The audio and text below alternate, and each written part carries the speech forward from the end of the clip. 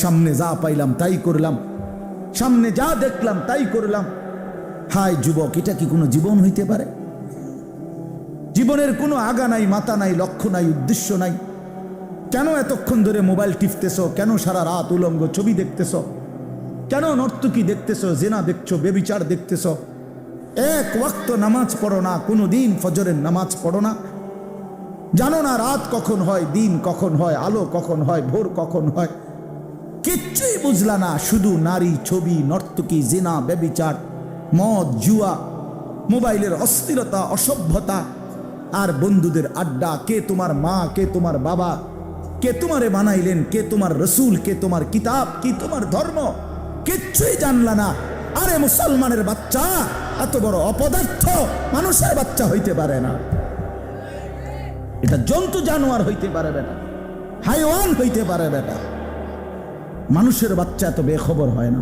যাকে আল্লাহ আকল দিয়েছেন, যাকে আল্লাহ চোখ দিয়েছেন, যাকে আল্লাহ কান দিয়েছেন, যাকে আল্লাহ দিল দিয়েছেন, যাকে আল্লাহ তাআলা এত সুন্দর শরীর দিয়েছেন, তার একটা বার ভাবা উচিত ছিল আমি আসলাম কোত্থেকে, কে আমারে বানাইল, কেন বানাইলো, আমি করছিটা কি? তিনি আমার কাছে এটাই চাইছিলেন। ওফ, আল্লাহ বলছেন ইন ইনসানা মিন নুতফাতিন আমশাজ, আমি আল্লাহই স্বামী স্ত্রীর মিশ্র বীর্য থেকে মানুষকে সৃষ্টি করেছি। কেন? নাবতালিহি নাবতালিহি নাবতালিহি। আল্লাহ বলছে বান্দা বিশ্বাস করো, তোমারে বানাইছি পরীক্ষা করার জন্য, পরীক্ষা করার জন্য, পরীক্ষা করার জন্য। নাবতালিহি ওয়ালা নাবলুয়ান্নাকুম ওয়া নাবলুকুম লিনাবলুয়াহুম লিয়াবলুয়াকুম, একই শব্দ, কোরআনের শব্দ। পরীক্ষা করার জন্য, পরীক্ষা করার জন্য, পরীক্ষা করার জন্য, পরীক্ষা করার জন্য। যদি বলি আল্লাহ আপনি আমার কি পরীক্ষা নিবেন? আল্লাহ বলেন আমি জানতে চাচ্ছি, দেখতে চাই আমি তোমার একটা অনির্দিষ্ট হায়াত দিয়েছি, অস্থায়ী। একে তো এই পৃথিবী তোমার জন্য স্থায়ী না, দ্বিতীয়ত যেটুকু হায়াত দিছি তাও অনির্দিষ্ট। একে তো তুমি স্থায়ী থাকবা না, দ্বিতীয়ত যে কয়দিন থাকবা তাও জানা না। কথা বুঝেন নাই? আমি একটা মনে করেন আমি বুঝলাম যে আমি এই পৃথিবীতে স্থায়ী না, অস্থায়ী, বাকি কয়দিন এটা কইয়া দেন আমারে। কি 14 দিন না 14 মাস? তাইলে আমি এভাবে গুছাইতাম। যদি 14 দিনের হয় তাইলে 2টা লুঙ্গি এলেই তো সারে। আর যদি 14 বছরের হয় তো আরো কিছু সামানা লাগবে। কথার কথা আল্লাহ বলে না, আমি এটাও বলবো। কতদিন থাকবো, থাকতে দিব তোমারে তাও জানাবো না, তাও জানাবো না, আমি জানি শুধু। তাহলে একটি অস্থায়ী জায়গায় অনির্দিষ্ট কিছু সময়ের জন্য আল্লাহ বলেন আমি তোমাকে থাকতে দিছি পরীক্ষা করতে। তুমি কি স্থায়ী ঠিকানা জান্নাতে যেতে চাও নাকি জাহান্নামে যেতে চাও? এই পরীক্ষার জন্য, এই পরীক্ষার জন্য। এবার যদি বলি আল্লাহ আমি যাতে পরীক্ষায় পাশ করতে পারি, আমার জন্য আপনি কি ব্যবস্থাপনা দিছেন, কি কি ব্যবস্থাপনা দিছেন? তো আল্লাহ তাআলা বলেন 3টি ব্যবস্থা আমি 24 ঘন্টা তোমার জন্য দিছি। কয়টা বলেন না ভাই, কয়টা? 1 নাম্বার হলো ফাজআলনাহু সামিআন বাসীরা। আমি আল্লাহ তাআলা তোমাকে আমাকে মানার মতো যতগুলো হুকুম আমি করেছি, যতগুলো নিষেধ আমি করেছি, প্রতিটা হুকুম পালন করার, প্রতিটা নিষেধ বর্জন করার আমি আল্লাহ শতভাগ যোগ্যতা সম্পূর্ণ একটি শরীর, দেহ আমি আল্লাহই তোমারে দিয়েছি। একটা হুকুম এমন নাই বন্ধু যেটা আমার শরীরের মধ্যে সক্ষমতা নাই, অথচ আল্লাহ করতে বলছে। এমন একটা গুনাহ নিষেধ এমন নাই যেটা আমার পক্ষে বিরত থাকা সম্ভবই না, অথচ আল্লাহ আমার এটা থেকে বিরত থাকতে বলছেন। আল্লাহর কসম এমন কোন হুকুম মালিকের নাই। আল্লাহ তাআলা জুলুম করে না। ইন্নাল্লাহা লা ইয়াজলিমু মিসকালা যাররাহ, নিশ্চয়ই আল্লাহ তাআলা এক বিন্দু জুলুম করে না। মনে করেন আমারে আল্লাহ বলছে রুকু দিতাম, এখন আমার কোমরে বাঁকা হয় না, তাইলে আমি বলতাম যে আপনি আমার দেখতেছেন আমার কোমরটাই ভাঙে না, আপনি আমারে রুকু করতে বললেন, এটা তো জুলুম করলেন। এখন কি বিষয়টা এমন? কথা বলেন না কেন? আমারে আপনি সেজদা দিতে বললেন, আমি তো নিচের দিকেই যাইতে পারি না, আমারে বানাইলেন তাল গাছ, আমারে বললেন সেজদা দিতে, তাইলে না এটা জুলুম হইতো। কিন্তু আমার আপনার শরীরের মধ্যে এই যে কনুই ভাঙ্গে, হাঁটু ভাঙ্গে, কোমর ভাঙ্গে, বাঁকা হয়, এটা কেন দিলেন? তো আল্লাহ তাআলা সেজদা করার যোগ্যতা দিলেন। তার একটি বিধান বলেন, একটি, ওযু, গোসল, নামাজ, রোজা, হজ, যাকাত, জিকির, তেলাওয়াত, দান, সাদাকা, গুনাহ থেকে বাঁচা, হারাম থেকে বাঁচা, চুরি, ডাকাতি, জিনা, ব্যভিচার, মদ, জুয়া, সুদ, ঘুষ, অশ্লীলতা, বেহায়াপনা থেকে ফিরে আসা, কোনটার যোগ্যতা আমার শরীরের মধ্যে নাই? যে আমার চোখটার এমন অবস্থা যে আমি যদি কোনো বেডির দিকে চাই তা আর নামাইতে পারি না, এমন তো তার সমস্যা কি? এমন যদি হইতো হুজুর আমি একবার যদি চোখ উঠাই কবে 30 মিনিটের কবে আর নেই নামাইতে পারি, তাইলে না একটা বড় অসুবিধা হইতো। বলেন, তাহলে আমরা যদি উপরের দিকে তাকাইতে পারি তো নিচের দিকে চোখ নামাইতে পারি না? পারি কি না বলেন না? তো তোর সমস্যা কি? সমস্যাটা কোথায়? সুদ আল্লাহ নিষেধ করছেন, তো ব্যবসা কি আল্লাহ হালাল করে নাই? তো ভিন নারী দেখতে কি নিষেধ করছেন, তো একজন পবিত্র স্ত্রী গ্রহণ করতে কি অনুমতি দেয় নাই? তো সমস্যা কোথায় বলেন? অর্থাৎ আল্লাহ তাআলা বলেন, বান্দা আমি একটি হুকুম এমন দেই নাই যা তোমার শরীরের সাথে মানানসই নয়, এমন হয় না। তুমি শতভাগ পারবা, এই যোগ্যতা দিয়েই আমি আল্লাহ তোমার দেহ বানিয়েছি। ফিতরাতাল্লাহিল্লাতী ফাতারান নাসা আলাইহা। 2 নম্বরে আল্লাহ বলেন, ইন্না হাদাইনাহুস সাবিলা। এটার মধ্যে 2টা, 2 এবং 3। আল্লাহ তাআলা বলেন, তোমারে আমাকে মানবার যোগ্যতা সম্পন্ন একটি শরীর যেমন দিয়েছি, এবার আমি আল্লাহ দ্বিতীয় এবং তৃতীয় 2টা ব্যবস্থা করছি। একটা হলো তোমারে বুঝাইবার জন্য 24 ঘন্টা আমি আল্লাহ এক জামানা নবী রসুল, এরপরে নবী রসুলদের পরবর্তীতে ওলামায়ে কেরাম সর্বযুগে তোমার সামনে রাখছি, যারা তোমার আখিরাতের রাস্তা, পরীক্ষায় উত্তীর্ণের রাস্তা, জান্নাতের রাস্তা বুঝায় দিবে, বলে দিবে এমন উপযুক্ত রাহবার, পথ প্রদর্শক, এমন উপযুক্ত আলেমে দ্বীন আমি আল্লাহ তোমার জন্য রেখেছি। বলেন, এখানে একজন বয়স্ক লোক বলেন, আজ থেকে 30 বছর আগে, 50 বছর আগে আপনি শুনছেন যে 1 বছর এরম হয়েছে, সকালে উঠটা মানুষে দেখছে যে দেশে কোনো হুজুর নাই? 1990 সালে এরকম একবার হয়েছে। হ্যাঁ, কথা বলেন, 1986 সালে একবার এরকম হয়েছে নাকি? এমন ঘটনা ঘটছে কখনো? না, ঘটে নাই। এমন ঘটনা ঘটে নাই। আল্লাহ তাআলা তার জমিনে তার প্রতিটি বান্দাকে বুঝাবার জন্য উপযুক্ত আলেমে দ্বীন এই জমিনের মধ্যে রেখেছেন। 3 নাম্বার হলো আল্লাহ তাআলা বলেন, আমি বুঝবার জন্য তোমার সামনে 24 ঘন্টা সর্বসময় আমার আসমানি কিতাব কোরআন তোমার সামনে রেখেছি। তাইলে তোমারে মানবার মতো যোগ্যতা সম্পন্ন একটা শরীর দিছি, তোমারে বুঝাইয়া বলার জন্য নবী রসুল এবং ওলামায়ে কেরাম দিয়েছি, তোমারে বুঝবার জন্য কিতাব দিয়েছি, এরপরেও বান্দা কেন পারলাম? কি উত্তর দিবেন তখন? বলেন ভাই, বলেন বাপ, কি জবাব হবে তখন আমাদের? আমরা কি বলবো তখন? 2টা প্রশ্ন আল্লাহ এবং রসুল হাসরের ময়দানে করবে। একটা হলো দুনিয়াতেই করছে আল্লাহ, এটা কোরআনে আছে, ফাবি আইয়ি হাদিসিন বাদাহু ইউমিনুন।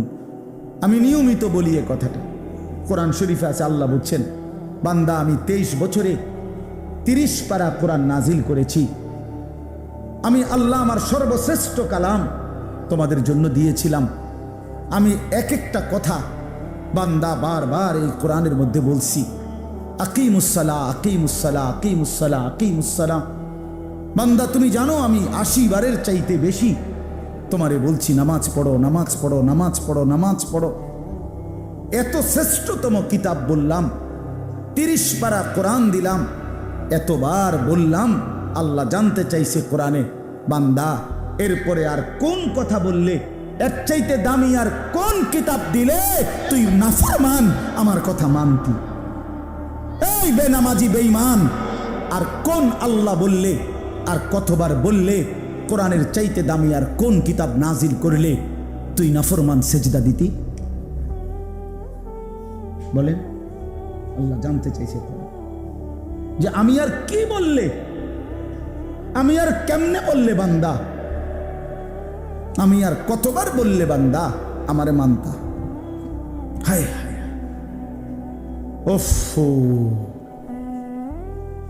কোরআনুল কারীমের মধ্যে মোট 89 বার, 8, 9, 89 বার এই কথাটা আছে, ইয়া আইয়ুহাল্লাযীনা আমানু, হে ঈমানদারগণ, হে ঈমানদারগণ, হে ঈমানদারগণ। বিশ্বাস করে 89 বার আল্লাহ ডাকছে, হে আমার ঈমানদারগণ, হে আমার বান্দা, ওই আও না। এতবার বললেন, আর কতবার বললে আমরা আল্লাহকে সেজদা দিতাম? বলেন ভাই আমার ছেলেরা, বলো বাবা। আর কতদিন বললে ফজরের নামাজ পড়তা? খোদার 365 দিনে কোনো দিন ফজরের নামাজ পড়ো না, একদিনও না। তুমি মানুষের বাচ্চা, তুমি মুসলমানের বাচ্চা, কোন মার ঘরে জন্ম নিছ? না ফরমান, কোনদিন মালিকের কথা মনে পড়লো না? ভোরের আলো কোনদিন দেখলা না? সুবহে সাদিক কোনদিন দেখলা না? কোনদিন ভোরের আলো দেখলা না? আহ, এ কেমন হয় মানুষ মুসলমান? ওই যে দেখেন, ওই অপদার্থ দেখেন, দেখছেন? হ্যাঁ, এটাই জিন্দেগি। কারে বলে, কি বলে, কেন বলে, কার জন্য বলে, এগুলো আমার দরকার। আমার শাহওয়াত, আমার বন্ধুদের আড্ডা, আমার বান্দ্রামি, এই আমার জিন্দেগি। হ্যাঁ হ্যাঁ, আমি ছাড়তে রাজি না বাপ, আমি ছাড়তে রাজি না। আজ অভিভাবকরা আপনারা নিজ নিজ সন্তানের ব্যাপারে এই পরিমাণ গাফিল হয়ে গেছেন। সবাই বিল্ডিং দেখায়, বিল্ডিং, হুজুর গড় ইয়ান করছি, কিন্তু দোয়া করে দেয়। কিতা দোয়া করতো? বিল্ডিং এর আবার দোয়া কিতা? বলেন, ইট বালুর কি দোয়া? এটা কিতা দোয়া করতো? হ্যাঁ, মোটরসাইকেল কিনছি হুজুর, কিন্তু দোয়া করে দেন। মোটরসাইকেলের দোয়া, প্রাইভেট কারের দোয়া, প্রাইভেট কারের বইয়ে ভিতরে বইয়া দোয়া করেন লাগবে। যাইটা এটার ভিতরে ঢুকাই, যে হুজুরের ভিতরে বই, কিন্তু দোয়া করে। কি দোয়া করতো বেটা? হায় হায় হায়, ছাদ ডালাই আজকা দোয়া করে দেন, আজকে ছাদ ডালাই। এই খাট পালং আর সোফা ফার্নিচারের জন্য দোয়া চাইলেন, এই সন্তানটা নষ্ট হয়ে যাচ্ছে, তার জন্য কিছুই বললেন না। ছেলেটা এক ওয়াক্ত নামাজ পড়ে না, মেয়েটা কোনোদিন পর্দা করে না, স্ত্রী পর্দা করে না, ঘরে প্রতিদিন রঙিন টেলিভিশন চলতেছে, স্ত্রী, ছেলে মেয়ে, নাতি নাতনি প্রতিদিন নাচ গান নর্তকীর ছবি দেখতেছে, হিন্দি সিরিয়াল দেখতেছে। আহা, এদের জন্য কোনো কান্নাকাটি নাই? প্রত্যেক রুমে রুমে ছেলে মেয়ে, প্রত্যেকের হাতে হাতে একটা একটা মোবাইল, সারা রাত উলঙ্গ ছবি দেখতেছে। কার জন্য ছাদ ডালাই দিতেছেন? এই নাফরমানের জন্য? এই সোফা কার জন্য বানাইলেন? এই খাট কার জন্য বানাইলেন? এই হাইওয়ানদের জন্য, যারা একটা সেজদা দেয় না, সারা রাত উলঙ্গ ছবি দেখে, কোনদিন ফজরের নামাজ পড়ে না, যে হাইওয়ান, এই চতুষ্পদ জন্তুর জন্য ঘর বানাইলেন? আফসুসের ব্যাপার, আফসুস। আমার রীতিমতো আশ্চর্য লাগে এটা। নিজেরা চলতে ফিরতে তো দেখি এটা, কি পরিমাণ বিরক্ত হই মাঝে মাঝে। কি কয় কয় ঘরের লেগে দোয়া করতো, বিল্ডিং এর লেগে দোয়া, ছাদের লেগে, প্রাইভেট কারের লেগে, মোটর সাইকেল লেগে। প্রায়ই তো আমার ঘরে জ্বালাতন করে, বুঝছেন না কথা? এগুলোর লেগে করে। সেদিন বাংলাদেশের একজন বড় বুজুর্গ আলেম আছে, হযরত মাওলানা আবুল বাশার মোহাম্মদ সাইফুল ইসলাম, অনেক বড় আল্লাহওয়ালা একজন আলেম। উনি একটা সুন্দর কথা বলছে, হে ব্যবসায়ী ভাই, তোমার ব্যবসার বরকতের জন্য, ব্যবসার লাভের জন্য তাবিজ তালাশ করতে কত হুজুরের কাছে গেলা। একটা তাবিজ দেন হুজুর, কিছু একটা ঝুলাইয়া রাখতাম দোকানে, যাতে করে ব্যবসায় রুটি রুজিতে বরকত হয়। কিন্তু ব্যবসাটা হালাল না হারাম, আমার এই পদ্ধতিটা হুজুর, এটা জানবার জন্য কোনো আলেমের কাছে একবারও গেলা না? বুঝেন নাই কথা? তাবিজের লেগে তো অনেকবার গেলা, কিন্তু হালাল হারামের জন্য, হ্যাঁ, কোম্পানির মাল বেচছে, মাল বেচছে 6 মাস, এখন কই আপনি? এখন কোম্পানি কি দিছে? বিশেষ অফার দিছে, 60 জন 70 জন নারী পুরুষ সবাই মিলে ট্যুরে গেছে। বাহ, কোম্পানির থেকে দিছে। উনি কোম্পানির থেকে বেড়া বেড়ির লগে ঘুরতেছে। এটা শরীয়ত সম্মত? এটা জিগাইলেন না কাউরে? এটা হালাল না হারাম জিজ্ঞাসা করলেন না? হ্যাঁ, লোডার লগে যে বদনা ফিরি লইলেন, বালতির লগে যে জগ ফিরি লইলেন, এটা জিগাইলেন না হুজুর রে? হুজুর এটা হালাল না হারাম? কথা বোঝেন নাই আমার? এটা জিজ্ঞাসা করা দরকার ছিল না? এটা জানা দরকার না? না না না, তাবিজ দেন, তাবিজ। তাবিজ যদি 13টা তাবিজ হুজুর 13টা দেন, কত করে হাদিয়া? কম 230 টাকা করে গুন্না দেন।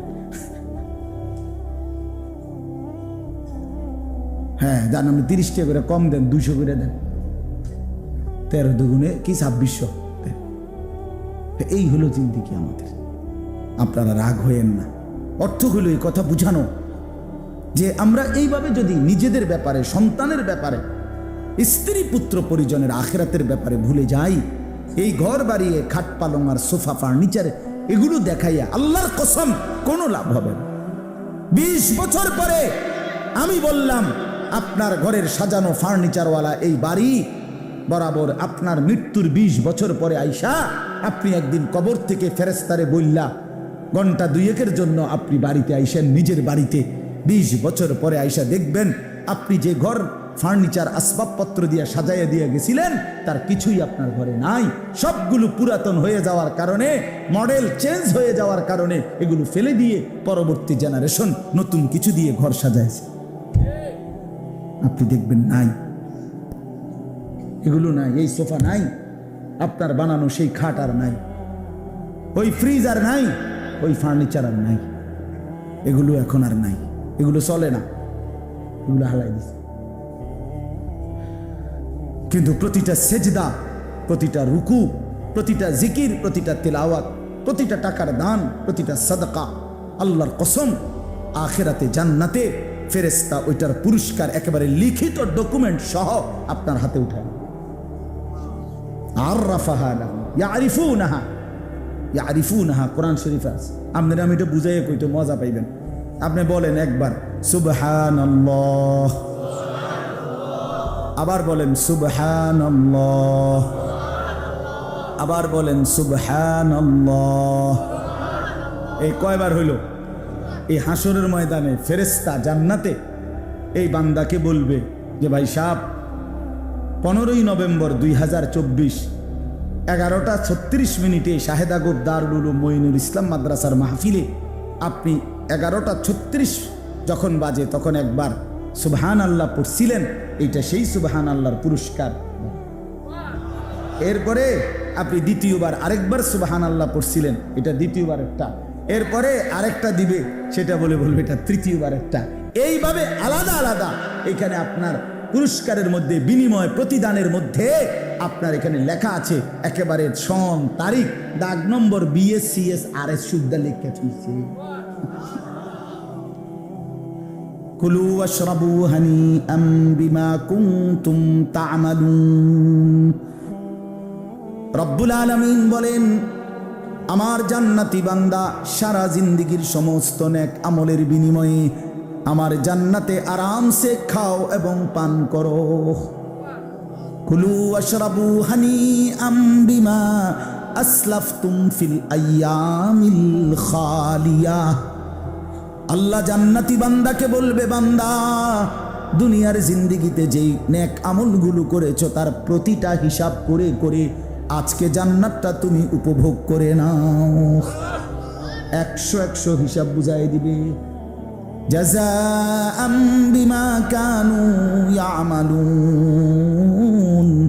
আল্লাহ বলেন, দুনিয়ার জীবনে যা আমল করেছো বান্দা, জান্নাতে আমি তার পুরাপুরি বিনিময় বুঝায় দেব। লাহুম মা ইয়াশাউনা ফিহা ওয়া লাদাইনা মাজিদ। আল্লাহ বলে, বান্দা জান্নাতে তুমি যা চাইবা আমি আল্লাহ তো তা পুরা দেবই। কিন্তু বান্দা তুমি চাইবাই কয়টা, জানোই কয়টা, চিনোই কয়টা? আমি আল্লাহ তোমার চাওয়া যখন শেষ হবে, ওয়ালাদাইনা মাজিদ, আমি নিজের থেকেও আরো অগণিত কোটি কোটি নিয়ামত দেব। হ্যাঁ, আপনি বোকা ভাইবেন নাম করে, আমরা 2-4 কলম পইরাই বুঝছি আখেরাত ঠিক আছে। ছেলেরা নিজেরে চালাক ভাইব না, নাফরমান চালাক হয় না। পাপী কখনো চালাক নয়, পাপী বোকা। অসভ্য কখনো চালাক হয় না, বেনামাজি কখনো চালাক হয় না, সুদখোর কখনো চালাক হয় না, হারামখোর কখনো চালাক হয় না, ঘুষখোর কখনো চালাক হয় না, গাঁজাখোর, ফেন্সিখোর, বাবাখোর, ডাইলখোর, ইয়াবাখোর, ফুট্টাখোর, মদখোর, নেশাখোর, সে কোনোদিন বুদ্ধিমান হয় না। সে বোকা, আহাম্মক, বলদ বলদ বলদ, বেউকুফ। এটা বেউকুফ। বাটপার তো বাটপারে না, বাটপার চালাক হইব কেন? কথা বলেন না কেন? মনে করেন হেইতে 3টা কমলা ফসা দিয়া 1 ডজন বেচে লাইছে, 12টা ভিতরে 3টাই ফসা। আমনে করেন মাশাআল্লাহ, চালাক দেখছেন কেমন? না না, হে সিটারে নাই, চালাক কি? কথা বলেন না কেন? হয় বাটপার, হয় চালাক হবে কেন? 100 গ্রাম গোস্ত কম দিয়া 1 কেজি বেচ চালাইছে, হে চালাক, হে বাটপার, হে চিটার। তো চিটার তো চিটারে না, হে চালাক হবে কেন? সুদখোর তো সুদ করে না, হেরে চালাক বলেন কীর্তেন? আপনি মিথ্যাবাদী তো মিথ্যাবাদী না, পরে আপনি চালাক বলবেন কেন? কথা বলেন না কেন? চালাক হবে কোন যুক্তিতে? পৃথিবীর কোন অভিধানে লিখছে, কোন ডিকশনারিতে লিখছে? আমি কুমিল্লা ভিক্টোরিয়া কলেজ থেকে মাস্টার্স পাস করছি, আপনি কোন বইয়ের নাম কোন ডিকশনারিতে লিখছে চালাক তাহাকে বলে যে মিছা কথা সুন্দর করে বলতে পারে? হ্যাঁ, এটা কোথায় আছে?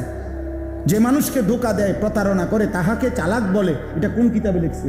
আর কিতাব থুন আপনি, বই বই কোনটাতে লিখছে ভাইয়া? পৃথিবীর কোথাও নেই। ধোকাবাজ ধোকাবাজি, প্রতারক প্রতারকই, নাফরমান নাফরমানি, এটাই তার পরিচয়, এটাই তার পরিচয়। আল্লাহ নবী সাল্লাল্লাহু আলাইহি সাল্লাম বলেন, আল কাইয়িসু মান দানা নাফসাহু ওয়া আমিলা লিমা বা'দাল মাউত। এটাই আমি পড়ছিলাম হাদিস।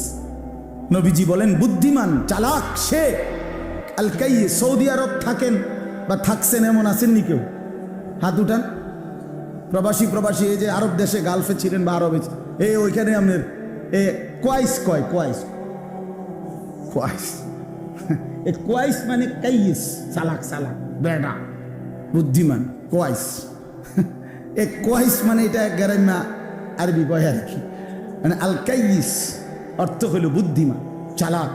আল্লাহ নবী বলেন, আল কাইয়িস বুদ্ধিমান সে, চালাক সে, মান দানা নাফসাহু, যে তার নিজের হিসাব রাখে, ও আমিলা লিমা বা'দাল মাউত, এবং মৃত্যু পরবর্তীর জন্য আমল করে। এই জন্য বাপ, রাত গভীরে আমি আর দেরি করতে চাই না। আমার উদ্দেশ্য এই কথাটা বোঝানো, মৃত্যুকে যে বোঝে, মৃত্যুর ফিকির যে করে, আখেরাতকে যে চেনে, কবরকে যে চেনে, আখেরাতের জিন্দিগি যে বোঝে, আল্লাহর কসম সে বুদ্ধিমান। দুনিয়া আমার, আখেরাতও আমার, দুইটাকে যে সামলাইয়া নেয় সেই চালাক। আপনি বাজারও করেন, আপনি নামাজও পড়েন, অসুবিধা কি? আপনি সংসারও করেন, হালালও রোজগার করেন, অসুবিধা কি? ইসলাম মানা মানে তো বউ ছেড়ে দেওয়া নাকি? ইসলাম মানা তো সন্তানাদি ছেড়ে দেওয়া নাকি? আল্লাহকে মানা মানে তো বাজার ব্যবসা লেনদেন সব বন্ধ করিয়া আফ্রিকার জঙ্গলে গিয়া বসে যাওয়া নাকি? তো কি, কোনটা বলতে মানা করছে? কিছুই তো নিষেধ করে নাই, শুধু আল্লাহকে ভুলতে নিষেধ করছে, আল্লাহর হুকুম ভুলতে নিষেধ করছে, আখেরাত ভুলতে নিষেধ করছে।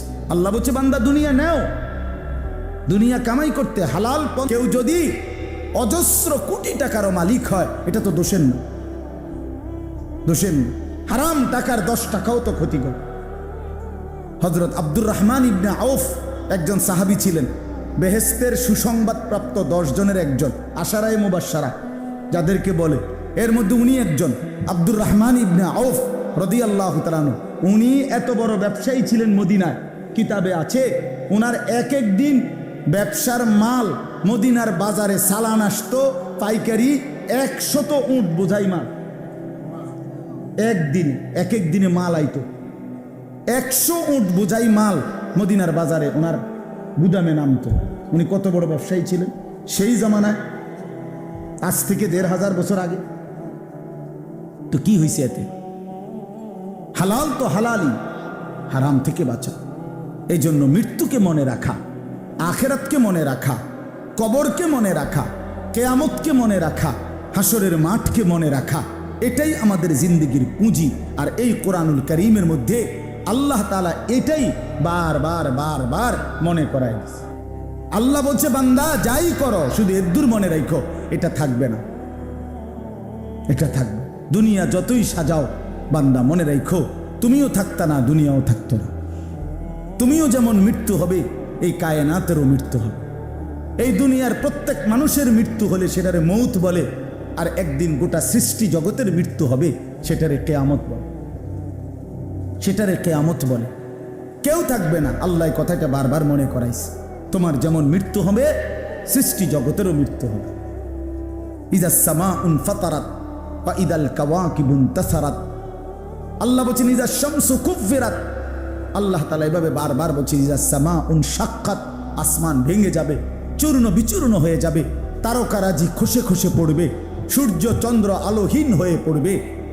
আল্লাহ তাআলা বলেন ইদা রাজ্জাতিল আরদু রাজ্জা। জমিন পাউডারের মতো রেজা রেজা পাউডার হয়ে যাবে। আল্লাহ তাআলা বলছে পাহাড়গুলো তুলার মতো ধুলির মতো উঠতে থাকবে। আল্লাহ বলছে, বান্দা একদিন আমি গোটা কায়নাত আমি শেষ করে দেব, আমার সংসার আমি গুছায় ফেলবো, আমার এই কায়নাত আমি আল্লাহ তাআলা ইসরাফিলের সিঙ্গার ফু দিলে আমি আল্লাহ তাআলা গুটিয়ে ফেলব। এই কথাটাই আপনাদের সামনে এখানে আমি শুনাইতে চাই, এই অল্প একটু শুনে।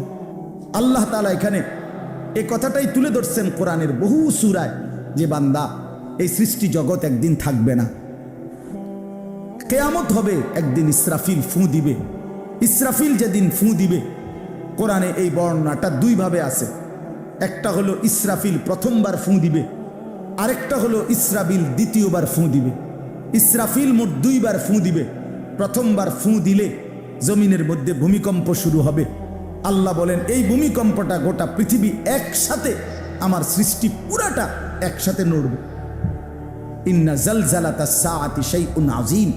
আল্লাহ বলেন, বান্দা দুনিয়ায় বহু ভূমিকম্প তুমি দেখছো, তবে মনে রেখো কিয়ামতের ভূমিকম্প, ইসরাফিল ফু দিলে প্রথম যেই ভূমিকম্প হবে, কিয়ামত সংঘটিত হওয়ার জন্য, গোটা সৃষ্টিটা ভেঙ্গে চুরে যাওয়ার জন্য, সেটা হবে বড়ই ভয়ানক, সেটা বড়ই ভয়ানক। ইয়াউমা তারাউনাহা তাদহালু কুল্লু মুরদিআতিন আম্মা আরদাআত। কোরআন শরীফে আছে, এই প্রথম ভূমিকম্প যখন শুরু হবে জমিনে, ইসরাফিলের ফু শুরু হবে, সব কিছু যখন ভাঙতে শুরু করবে, আল্লাহ তাআলা বলেন যে মা তার দুধের বাচ্চা কোলে দুধ খাওয়াচ্ছিল, ওই মা সন্তানকে ছুঁড়ে ফেলে দিয়ে পাগলের মতো ছুটতে থাকবে। ওয়াতাদাউ কুল্লু যাতি হামলিন হামলাহা। যে মায়ের পেটের বাচ্চা 10 মাস পূর্ণ হয়ে গেছে, এই আর ঘন্টা 2-4 ঘন্টা পরে বাচ্চাটা প্রসব হবে। আল্লাহর কসম, আল্লাহ কোরআনে বলছে, সেই গর্ভধারিণী মা 10 মাস যে তার সন্তানকে গর্ভে লালন করেছে, ইসরাফিলের ফু দিলে জমিনের কম্পন যখন শুরু হবে, ভূমিকম্প, তখন এই গর্ভধারিণী মা এভাবে দৌড়বে, এভাবে ছুটবে, নিজের বাচ্চা নিজের থেকে খালাস হয়ে পড়ে যাবে, বা ফিরেও তাকাবে। ও তারা নাসা সুকারা। আল্লাহ বলে সমস্ত মানুষগুলো বাতালের মতো দৌড়তে থাকবে। এইভাবে সব কিছু কাঁপতে কাঁপতে, সব কিছু কিছু দূর গিয়া গিয়া ভাঙ্গা ভাঙ্গা পড়বে, মুখ থুবড়ে পড়বে। তো আল্লাহ রাসূল সাল্লাল্লাহু আলাইহি সাল্লাম বলেন, সমস্ত কিছু এই সৃষ্টি জগতের যা আছে আল্লাহ ব্যতীত সব কিছুই প্রথম ফুঁয়ের পরে কাঁপতে কাঁপতে ভূমিকম্পের মতো হয়ে জমিনের তলদেশে চলে যাবে। মাটির উপরে তখন একটি সুতা আর থাকবে না, আর কিছুই। এই হলো কিয়ামত, প্রথম ফু, প্রথম ভূমিকম্প। নির্দিষ্ট একটা সময় পরে আবার আল্লাহ তাআলা ইসরাফিলকে জীবিত করে আবার বলবেন আরেকটা ফু দাও, একটি নির্দিষ্ট সময় পরে। সেই সময়টা কতদিন? হাদিসের একটি বর্ণনা থেকে, নবীজির একটা বর্ণনা থেকে মুহাদ্দিসিনে কেরাম বলছে, এই দ্বিতীয় ফু আর প্রথম ফুর মাঝখানে, প্রথম ফুতে সব কিছু যখন কবরে চলে যাবে, তখন হতে পারে দ্বিতীয় ফু দিতে দিতে মাঝখানের সময় 40,000 বছর। আমার বন্ধু, আমার বাপ, আমার ভাই, রাত হইছে, কষ্ট সবাই করতেছেন, এতটুকু তো ভাবেন সর্বশেষ যেই লোকটা কবরে যাবে, শেষ হতে পারে তাকে কবরেই থাকতে হবে 40,000 বছর। তো এখন যারা মরতেছে তারা কবরে আছে আজকে কত বছর? নবীজি সাল্লাল্লাহু আলাইহি সাল্লামের জামানায় যারা মারা গেছে তারা আজকে কতদিন কবর? ওই নূহ আলাইহিস সালামের জামানায় যারা মারা গেছে তারা আজকে কতদিন? ভেবে দেখেন। আচ্ছা, এই শেষ লোকটাই যদি 40,000 বছর থাকতে হয়, আর যদি কবরের আযাব হয়, তার কি পরিমাণ কষ্ট পাবে সে? কি পরিমাণ কষ্ট পাবে? আল্লাহ রাসূল সাল্লাল্লাহু আলাইহি সাল্লাম বলেন, কবরের প্রথম শাস্তিটা কি? কোন ব্যক্তি যখন কবরের প্রশ্নের জবাব দিতে পারবে না, তখন আল্লাহর পক্ষ থেকে ফেরেশতাদেরকে বলবে, কাযাবা আব্দি, আমার বান্দা মিথ্যা বলেছে। ফাআফরিশুহু মিনান নার ওয়ালবাসুহু মিনান নার ওয়াফতাহু লাহু বাবান ইলান নার। আল্লাহ বলবে ফেরেশতাদেরকে, ফেরেশতারা আমার এই নাফরমান বান্দার কবরের মধ্যে জাহান্নামের বিছানা বিছিয়ে দাও, আগুনের পোশাক পরিয়ে দাও, আর জাহান্নাম বরাবর তার জন্য একটা দরজা খুলে দাও। এরপরে নবীজি বলছেন, ফেরেশতারা এই ব্যবস্থাপনা করে, আল্লাহর কসম বাফ, নবীজি বলছেন ফেরেশতারা যখন চলে যাবে এই আগুনের বিছানা বিছাইয়া, আগুনের পোশাক পরাইয়া, আর জাহান্নামের দরজা খুলে দিয়ে যখন কবরে রেখে এই নাফরমানকে রেখে যাবে, তখন আল্লাহ নবী সাল্লাল্লাহু আলাইহি সাল্লাম বলেন, প্রথম মুহূর্তেই ফেরেশতা চলে যাওয়ার সাথে সাথে মাটি ডান দিক থেকে এই নাফরমানকে একটা চাপ দিবে, বাম দিকে ডান পাশের হাড্ডি পাঁজর ভাঙ্গা বাম দিকে চলে যাবে। বাম দিকের মাটি ডান দিকে চাপ দিবে, তো বাম দিকের হাড্ডি পাঁজর ভাঙ্গা ডান দিকে চলে আসবে। আল্লাহ আমাকে মাফ করে দেন।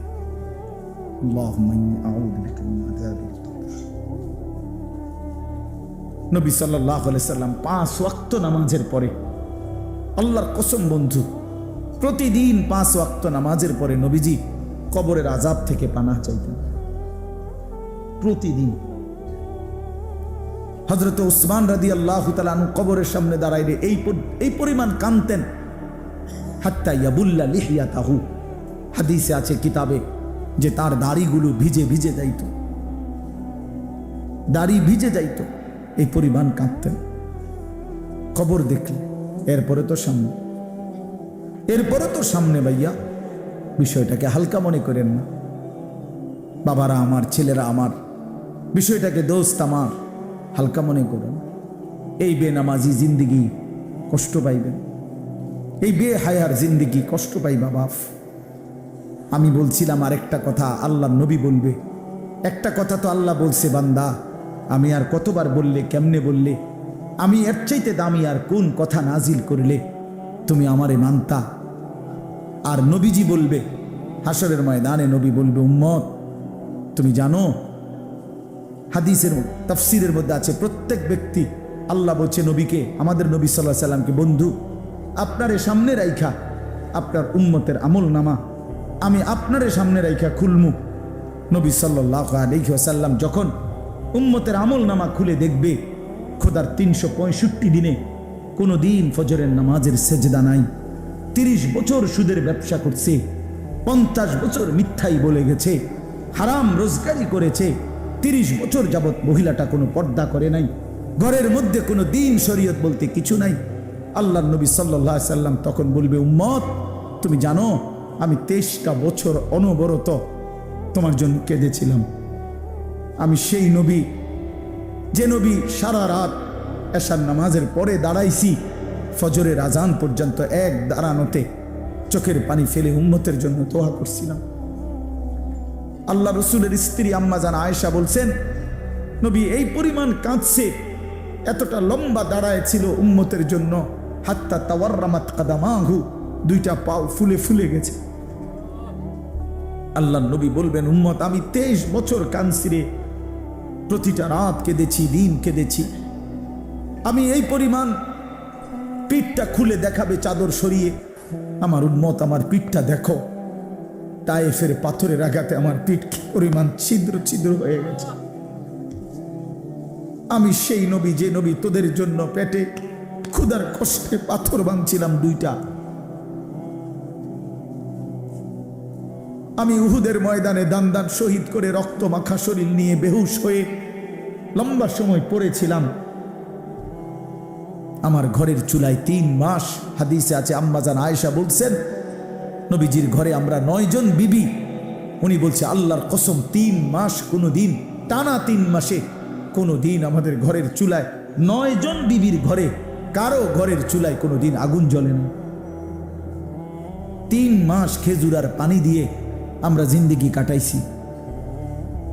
আল্লাহর নবী বলবেন, উম্মত তাহলে এত কাঁদলাম কার জন্য, এত রক্ত ঝরাইলাম কার জন্য, পেটে পাথর বাঁধলাম কার জন্য, বিনিময়ে এটা কি আমল নামা নিয়ে আসছো? ছেলেরা বলো ভাই, একটা ছেলে বলো রাসূলুল্লাহ সাল্লাল্লাহু আলাইহি ওয়াসাল্লামের সুপারিশটা একটা মামুলি ব্যাপার? রাসূলুল্লাহ সাল্লাল্লাহু আলাইহি ওয়াসাল্লাম বলবে, উম্মত এটা কি আনলাম আমি এই আমল নামা নিয়া? আমার মতো এত বড় শ্রেষ্ঠ রাসূলের উম্মত তুমি, আমি মালিকের সামনে দাঁড়ামু কেমনে, এটা দেখামু কেমনে? আরে চেয়ারম্যান ভাই, আপনি কেমনে দেখাইবেন? আপনার অনুসারী যদি, আপনার অঞ্চলের একজন মানুষের যদি পুরাটা পৃষ্ঠার মধ্যে 110টা মামলা থাকে, আপনি তার জন্য কেমনে নেবেন? আপনি একজন উপরস্থ পদস্থ কর্মকর্তার কাছে আপনি কিভাবে সুপারিশ করবেন? বেটা তোর তো কিছুই নাই বেটা, শুধুই অপরাধ আর অপরাধ ছাড়া। তো এই বেচারা লজ্জিত হবে কি না বলেন না কেন? তো নবী সাল্লাল্লাহু আলাইহি সাল্লাম বলবেন, উম্মত তুই আমার মতো শ্রেষ্ঠতম রাসূলের মাথাটা তো ছোট করে ফেললি, তুই তো আমার উম্মত, তুই এটা কি আনলা? আমি কেমনে দেখাবো এটা আমার মালিকের সামনে যে রব্বুল আলামিন এটা আমার উম্মতের আমল নামা? ওফ, চলেন ভাই,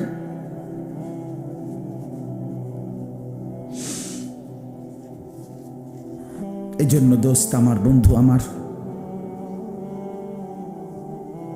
আমি দিবানিশি এই চিৎকার চেঁচামেচি করি,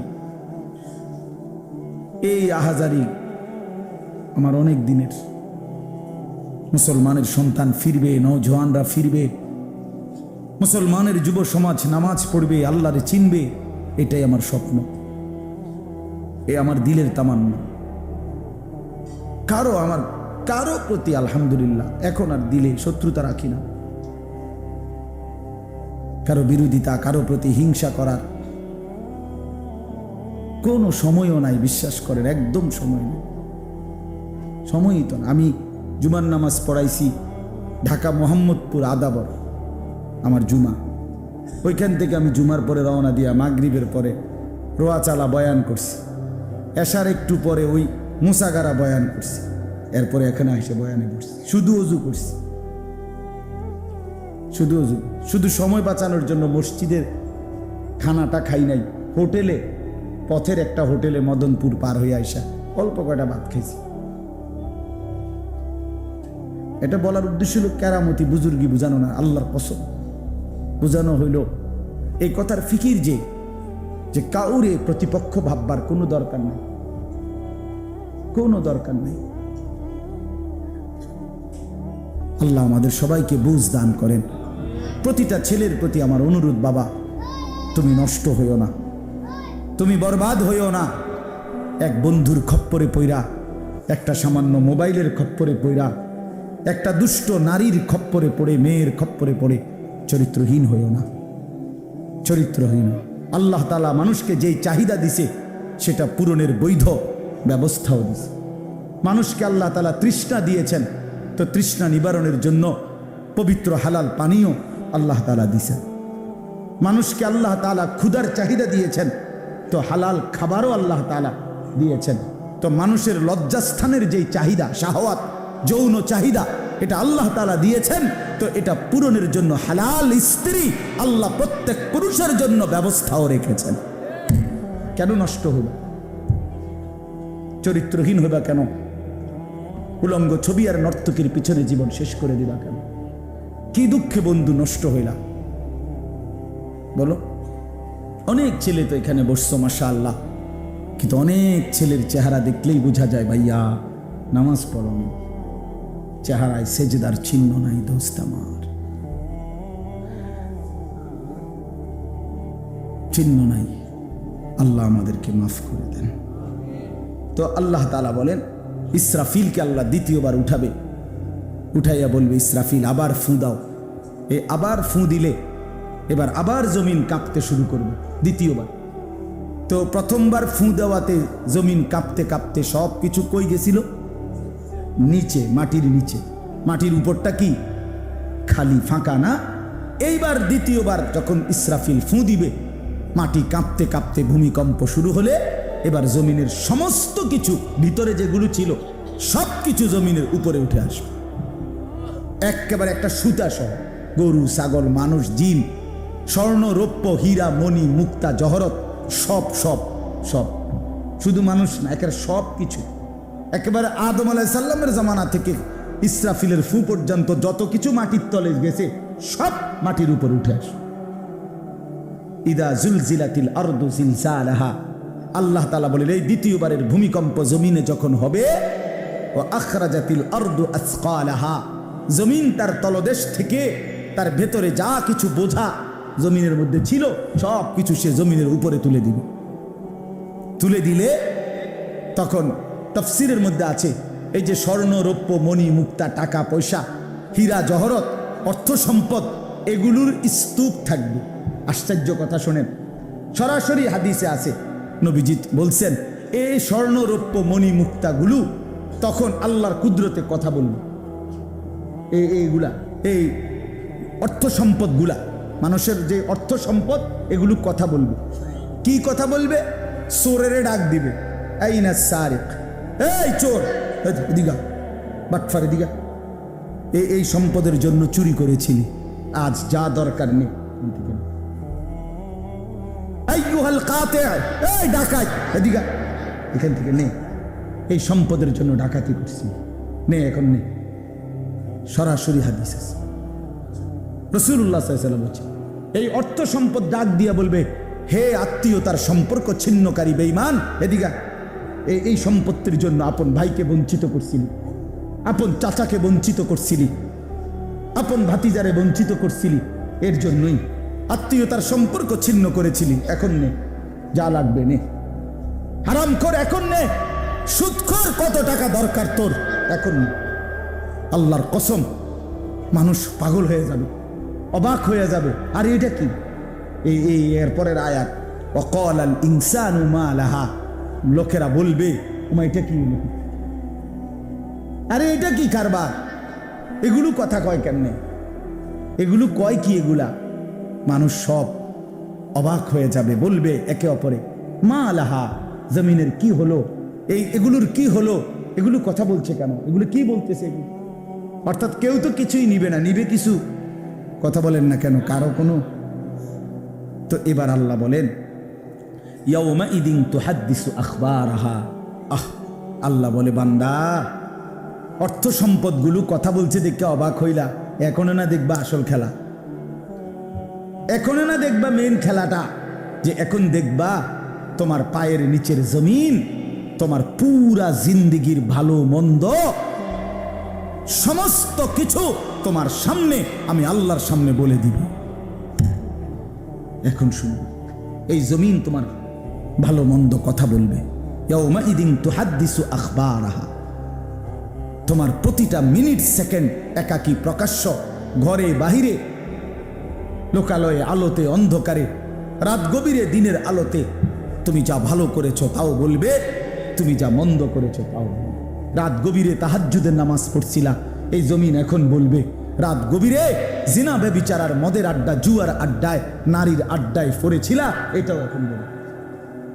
শুনবা, এখন শুন। তখন লোকেরা বলবে হায় জমিন কেমনে কথা বলে, সম্পদ কেমনে কথা বলে।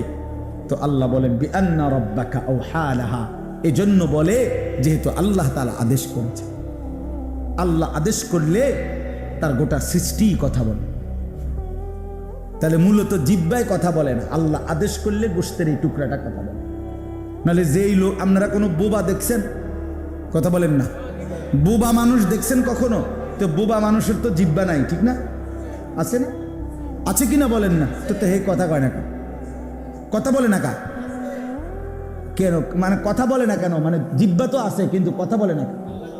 বুঝা গেল কি? আল্লাহর হুকুম হলে কথা বলে। যে কানে শুনে না, তার এখান দিয়ে এরকম কান নাই, তো হে শুনে না কেন? তাহলে কানে দিয়ে শুনে না, আল্লাহর হুকুম হইলে শুনে। যে অন্ধ, সে তার কি এরকম চোখ নাই, তো হে দেখে না কেন? মূলত আল্লাহর হুকুম হলেই চোখে দেখে, নাইলে দেখে না। তো ঠিক আল্লাহর হুকুম হইলে গোশতের এই টুকরাটা যদি কথা বলতে পারে, আল্লাহর হুকুম হইলে গোটা সৃষ্টিও কথা বলতে পারে, গোটা সৃষ্টিও কথা বলতে পারে। এবার আসেন, এই শেষ ইয়াউমাইদিন ইয়াসদুরুন নাসু আশতাতাল লিয়ারাউ আমালাহুম। ফেরেশতারা সমস্ত মানুষকে দলে দলে দলে দলে গ্রুপ গ্রুপ করে ভাগ করে দিবে, আর এই ভাগে ভাগে লোকেরা নিজেদের পুরা জিন্দিগির আমলনামা দেখার জন্য, নেওয়ার জন্য নির্দিষ্ট জায়গায় যাবে। ফেরেশতারা বলবে যান, সামনে যান। সামনে গেলেই আপনার আমলনামা আপনি আপনার হাতে পাবেন, আপনি পড়বেন, আপনি দেখবেন, যান ওইখানে ফাইল দিতেছে, যান, সবাই যান। এই দলে দলে মানুষ যাবে। এইবার আমলনামা যখন হাতে দিবে, আল্লাহ তাআলা বলেন ফামান ইয়ামাল মিসকালা যাররাতিন খায়রান ইয়ারাহ। এক বিন্দু ভালো যে করেছে সে তাও দেখতে পাবে। ওমান ইয়ামাল মিসকালা যাররাতিন শাররান ইয়ারাহ। এক বিন্দু মন্দ যে করেছে সে তাও দেখতে পাবে। প্রতি সেকেন্ড, প্রতি ঘন্টা, প্রতি মিনিট, প্রতি মুহূর্ত, প্রতি লামহা, প্রতি জাররা সে দেখে। জাররা এই শব্দটা হলো কোরআনের, এই শব্দটা একটি এতটুকু পরিমাপ তাফসীরের মধ্যে লিখছে, লা জিনাতা লাহা, যেটার কোনো ওজন হয় না, মাপলে কোনো ওজন আসে না, এত সামান্য। মানে এটা 100 গ্রামও না, 1 গ্রামও না, 1 গ্রামও না, 1 গ্রামের অর্ধেকও না, অর্ধেকের অর্ধেকও না। এটা অণুও না, পরমাণুও না, এটা ইলেকট্রনও না, নিউট্রনও না, প্রোটনও না, কিচ্ছু। বিজ্ঞান তো এগুলো ভাগ করছে না, ভাগ করে করে আপনার অণু থেকে পরমাণু, পরমাণুর থেকে এখন আরো ভাগ করছে। এই ইলেকট্রন, প্রোটন, নিউট্রন, এগুলো ভাগ করতে করতে সূক্ষ্ম থেকে সূক্ষ্ম, সূক্ষ্ম থেকে সূক্ষ্ম বিজ্ঞান বাহির করতেছে। কিন্তু জাররা বলে যেটার কোনো ওজনই নাই, কিচ্ছু নাই, এটা এত সামান্য, মানে তুমি যেটারে কিছুই মনে করো নাই, আল্লাহ বলেন ওইটাই তুমি দেখবে, ওইটাই দেখবে। এই জন্য বাপ আমার শেষ রাত গভীরে এই কথাই, আমরা আমাদের একাকী কিংবা প্রকাশ্য, আমরা আমাদের রাত কিংবা দিন, ঘর কিংবা বাহির আড়াল করবার সুযোগ নাই। সুযোগ আছে ভাইয়া? ছেলেরা কাজেই রাতের 3টায় দুনিয়া ঘুমায়, আল্লাহ ঘুমায় না। অশ্লীল ছবি দেখো না। রাতের 3টায় মা ঘুমায়, বাবা ঘুমায়, মালিক ঘুমায় না। রাতের 3টায় মহল্লাবাসী ঘুমায়, কিন্তু আল্লাহ ঘুমায় না। আলাম ইয়ালাম বিআন্নাল্লাহা ইয়ারা। আল্লাহ বলে বান্দা তুমি জানো আমি কিন্তু সারাক্ষণ তোমাকে দেখি। কতক্ষণ? কতক্ষণ? আল্লাহ দেখেন কখন? সারাক্ষণ। এই জন্য আমরা প্রত্যেকে ইনশাআল্লাহ নিয়ত করি যে আমরা আমাদের আখেরাতকে ভাববো, ফিকির করব। আখেরাতের আশায় গুনাহ ছেড়ে দেন, আল্লাহর নাফরমানি ছেড়ে দেন, হালাল পথে জিন্দগি চালান। একটু কষ্ট হলেও চলে যাবে, পার হয়ে যাবে। ऐसे रहे या वैसे रहे वहाँ देखना फिर कैसे रहे। বুজুর্গরা বলে এ দুনিয়ায় এমনে থাকো আর এমনে থাকো, কাইট মাইট হইয়া চিত্তিয়া মিত্তিয়া উঠতে লেগা। আসল দেখার বিষয় হলো ওয়াহা কেসে রাহে, সেখানে কেমন থাকবা, এটা হলো দে। এটা শেষ হয়ে যাবে। আজ রাত যার বাসর রাত, তারও ভোর হবে। আজকের রাত যার জেলখানায় ফাঁসির রাত, তার রাতও কি হয়ে যাবে? অট্টালিকার মানুষটাও মরে যাবে, জীর্ণ কুঠিরের মানুষটাও মরে যাবে। কোনোদিন দুঃখ যে দেখে নাই সেই সুখী মানুষটাও কবরে চলে যাবে। কোনোদিন সুখ যে দেখে নাই সেও মরে যাবে। আমিও না, আপনিও না, বাবাও না, সন্তানও না, মাও না, কেউ না, কেউ থাকবে না, কেউ না, কেউ না। আজকে আমরা কবরবাসীদের স্মরণ করে দোয়া করি, এই আগামী 20 বছর 30 বছরের মাথায় আমাদেরকে স্মরণ করে, আমাদেরকে কবরবাসী মনে করে, আমাদের পরবর্তীরা মনে করে। এই না জিন্দিগি? কথা বলেন না, এই না জিন্দিগি? এই জন্য আমরা ইনশাআল্লাহ সবাই মিলে ফিকির করি নিজের ভালো, নিজের কল্যাণ। এতটুকু যদি কারো বিবেক না থাকে ভাইয়া, তো সে বুঝলো কি? এজন্য নিজের ভালো দেখেন। ওয়ালা তুলকু বিআইদিকুম ইলা তাহলুকা। আল্লাহ বলছে, বান্দা নিজেরে নিজে ধ্বংসের দিকে ঠেলে দিও, নিজের এত বড় ক্ষতি করো না বান্দা। এই পৃথিবী তুমি গেলেও থাকবে। এই আমরা যারা মনে করি, হ্যাঁ, অনেক বয়স্ক মাঝ বয়সী লোক আছে, আমি থাকতে যদি আমার জি ফুটটিরে একটু ঘর দুয়ার জাগা জমি দলিল টলিল একটু লাইন ফাইন করে দিয়া যাইতে না পারি, আমি মরলে তারা কেমনে চলবো, কেমনে খাইবো? হেবড়া কয় চা দোয়ানে বইয়া বইয়া, হেবড়া কেমনে চলবো তারা? না চাচা, আমনে মরলে আর পৃথিবীতে কামাই রোজগারি উপার্জন সব বন্ধ হয়ে যাবে। আমনেই শেষ কামলা, পৃথিবীর শেষ কামলা আমনে। আমনে মরার পরে মানুষ সব আপনার জি ফুট বহন খাইব চা দিয়া ভিজাইয়া। না ভাত তরকারি তো নাই, আমনে মরলে কি আর ভাত তরকারি আগে দিত? আমনে মরলে ইট বালু সিমেন্ট ভাত তরকারি চাল ডাল এটি পৃথিবীর থেকে ফেরেশতারা নিব। এটি কথা হইল? কোনো কথা বলেন, এটা কোনো কথা হইল? এই পৃথিবীতে আল্লাহ তাআলা যাকে হায়াত দিছেন তার জন্য রিজিকও রাখছেন। অতএব দয়া করে এই ভুল না করি। কেন সুদের টাকায়, কিস্তির টাকায়, হারামের টাকায় সন্তানকে আপনি উপার্জনের জন্য দুনিয়া দেশে কিংবা বিদেশে কেন পাঠাইতে হবে? কে বলল আপনার? এই দায়িত্ব আপনার দিল কে? যে আমি বেটা জাহান্নামে গিয়া হইল তোরে বিদেশ পাঠান লাগবো সুদে টিয়া লইয়া, কিস্তিতে টাকা লইয়া? কেন বলেন না? এটা কোনো ইনসাফের কথা হইল? এটা পৃথিবীর কোন আইনে আছে না আল্লাহর কোন আইনে আছে? তো এটা কি? এটা হলো লুভি। লুভি আমনে এবার কলজাটা খুললা চান, এবার কলজার ভিতরে হলো লোভ। এই জন্য এবার কিস্তি লইছে, সুদ লইছে, ফুতেরে টাকার মেশিন বানাইয়া পাঠাইছে বিদেশে, যে তুই শুধু টাকা পাঠাইবি, তোর চাচা জমি বেচবো, তোর জেডায়ও জমি বেচবো, উত্তর দিকে রেন্দিয়া 10 শতক বেচবো, হুঁচি টাকা রেডি রাখতে হবে। নাই তো কি? নাই তো কে বললো আপনারে হারামের মাধ্যমে আল্লাহর নাফরমানি করে স্ত্রী সন্তানের সংসার সাজাইতে? এই সংসার সাজে না, এই সংসার বরবাদ হয়। আল্লাহ তাআলা আমাদেরকে বুঝ দান করেন। চলেন হালালের উপরে চলি, আল্লাহকে রাজি খুশি করে চলি, 5 ওয়াক্ত নামাজের মাধ্যমে জিন্দিগি কাটাই। বলেন আলহামদুলিল্লাহ। আজকের এই মাহফিল আল্লাহ কবুল করেন, মাদ্রাসা আল্লাহ কবুল করেন। এতদিনের প্রাচীন মাদ্রাসা, এই মাদ্রাসার সাথে আমরাও প্রতি বছর সম্পৃক্ত থাকি, আসি, ভালোবাসি, মহব্বত করি। আল্লাহ তাআলা আপনাদের সবার ভালোবাসায় মাদ্রাসাটাকে কিয়ামত পর্যন্তের জন্য কায়েম করে দেন। যেই মেহমানরা এসেছেন আল্লাহ তাআলা আপনাদেরকে আফিয়ত দান করেন। আপনারাও মাদ্রাসাকে ভালোবাসবেন। সমস্ত বাবা ভাই সবাই দান করেন, মাদ্রাসায় দান করেন। আমার শায়েখ আরিফ বিল্লাহ আল্লামা মুফতি মুশতাকুর নবী কাসিমি হুজুর বলে, কোনো মুসলমান যদি মাদ্রাসার সাথে 3 ভাবে সম্পর্ক রাখে, 1 নাম্বার মাদ্রাসার জন্য দোয়া করে, 2 নাম্বার মাদ্রাসায় সন্তানকে পড়তে দেয়, 3 নাম্বার মাদ্রাসায় দান সদকা করে, হুজুর বলে আমি আশা করি আল্লাহ তাআলা ওই ব্যক্তিকে হাসরের ময়দানে মাদ্রাসার তোলাবা ওলামাদের সাথেই ইনশাআল্লাহ হাসরের ময়দানে দাঁড় করান। এজন্য মাদ্রাসাকে ভালোবাসবেন, দোয়া করবেন, সন্তান পড়তে দিবেন, দান সদকা করবেন। বলেন ইনশাআল্লাহ, বলেন ইনশাআল্লাহ। আল্লাহ তাআলা আপনাদেরকে তৌফিক দেন, কবুল করেন। আমিন। সুবহানাল্লাহি ওয়া বিহামদিহি।